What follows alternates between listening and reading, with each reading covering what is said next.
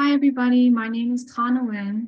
My team and I looked at structural brain connectivity correlates of optimism in adolescents. I'm a little sad I wasn't able to make it to the live presentation, but I'm very excited to be sharing this research with you over this video format at least. So first, just a little bit of background here. One of the main measures that we were looking at was trait optimism. And trait optimism is the tendency to have positive expectations for the future and future outcomes. And it is known to be inversely associated with depression and depressive symptoms, such as rumination, hopelessness, things like that. And then also in depressed patients, we've seen that patients with higher trait optimism are more likely to respond to treatment. And then in cancer patients as well, patients with higher optimism regarding their treatment, this is known as intervention-specific optimism, they are more likely to have better mental health outcomes, both before and after their treatment. So less depressive symptoms, symptoms of distress, things like that. And then just looking at some previous neuroimaging studies focusing on optimism, we've seen that optimism involves the anterior cingulate cortex, the amygdala, and the orbitofrontal cortex. So activity in the ACC has been shown to be associated with trait optimism. It's involved when imagining the future. And then we've also seen that the ACC and amygdala, or activity in the ACC and amygdala, is higher when imagining positive events in the future than negative ones. And then for the orbitofrontal cortex, we've seen that higher gray matter volume is associated with trait optimism as well. So the main purpose of our study here is to analyze which structural brain networks are correlated with trait optimism. And this is in hopes to develop strategies for prevention and treatment of illnesses like depression, especially for adolescents who make up our study population and who are in that critical period in their lives for the development of depression.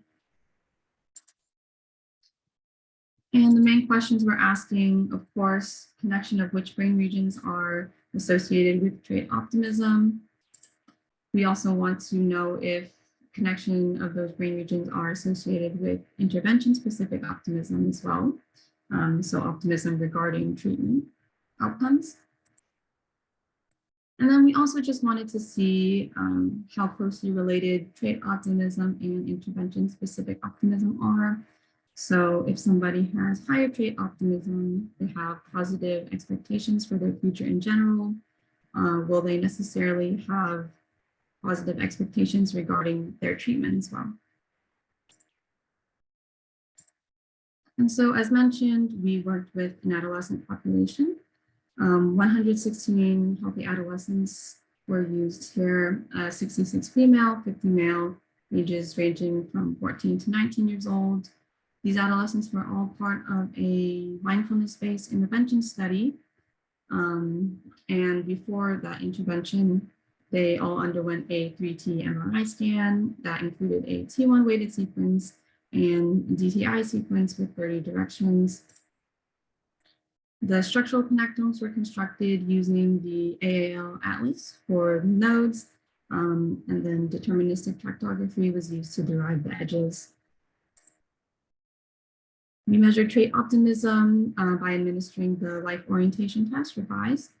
And this questionnaire asked participants how much they agree or disagree with certain statements, such as if something can go wrong, it will go wrong, or in certain situations, uncertain situations, I expect the best to happen, questions like that. And then to measure intervention-specific optimism, we asked, how likely do you think the meditation training will help reduce your feeling of depression? And participants would indicate on a scale from 1 to 10, 1 being not very likely, 10 being extremely likely. And then we explored the relationships in our questions using linear regression. And here's just one example of a structural connectome. This one's the right amygdala here. And here are our results. So we actually only had one significant result. For trait optimism, node strength in the ACC, amygdala, and OFC bilaterally were not associated with trait optimism. For intervention-specific optimism, only node strength of the right amygdala was significantly associated. Uncorrected for multiple comparisons, we had an R of 0.228 and a p-value of 0.042. Even after correcting for age, this was still significant with a p-value of 0.046. And then interestingly enough, trait optimism and intervention-specific optimism were not significantly associated. So p-value here is only 0.086. And then just some final thoughts here.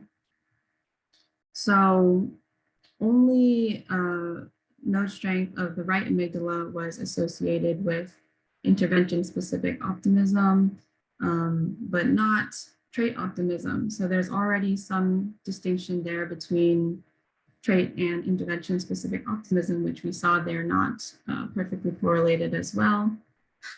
And so that distinction is also something that can be looked at further in the future. Another limitation here, it could be that node strength is not able to differentiate between connections between specific regions very well. So if connections between the ACC, amygdala, OFC with other regions are involved in optimism, then our study may have not been able to capture those specific connections very well. And future studies could investigate those connections further, more thoroughly, and again, this is to inform strategies for prevention, treatment of illnesses like depression in adolescents. And that is all I have for today. I'm very grateful to be able to share this with you all through this video format in some capacity today. I hope you enjoyed. Thank you so much.